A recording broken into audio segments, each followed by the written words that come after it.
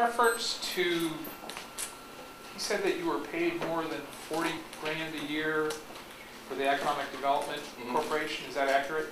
Yeah, I believe it is. Do you have an annual salary or? It's a contract. Okay. Annual contract. Approved by the board of SEDC. I actually took a pay cut a few years ago. We were needing to implement a new website, and my partner and I, who work in economic development, actually cut our pay so that the organization could pay for a new website. I've done that twice. I cut my own pay on my business side, and cut my own pay as a legislator.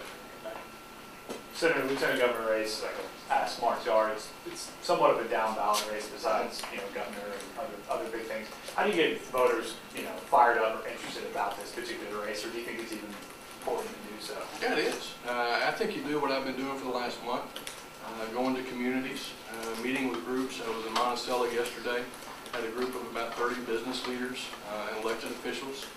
We had lunch together, and I gave a little talk talking about jobs, the importance of utilizing the office of Lieutenant Governor to partner with the governor and AETC to help create jobs in our state.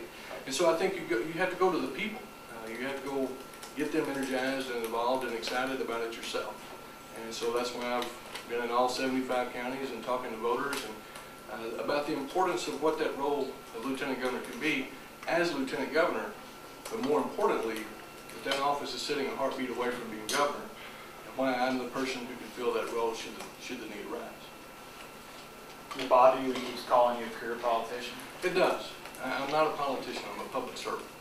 And I think my response in terms of why I got into public service shows that. That's what's in my heart. That comes from the heart. Why I got into public service was to make my state better. I don't do this to promote myself or to find ways to make money or those kind of things. I do this because I love this state. I plan on, as I said, good Lord willing, being around for a while. And I don't want to live in a state that's always 49th and 50th. I don't want to live in a state that's not growing, that's not prospering, that's not creating opportunities for our children.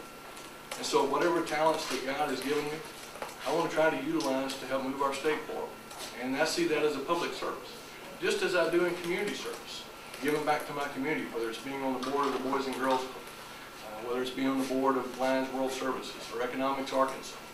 We all have ways in which we should contribute to society. It takes all of us, churches, schools, civic groups, ordinary citizens, who all play a role. And I decided that my role to play at this time in my life was in public service. A lot of big-name Democrats trailing. Voter turnout high in November equals what for you? A win. We're going to win. That's our plan. We've got 21 days to go out and continue campaigning across the state, taking our message about more and better jobs and improving education. And we're going to turn out voters, and we're going to win on November 2nd. Any other questions? Thank you so much for your time. Thank you. Wait.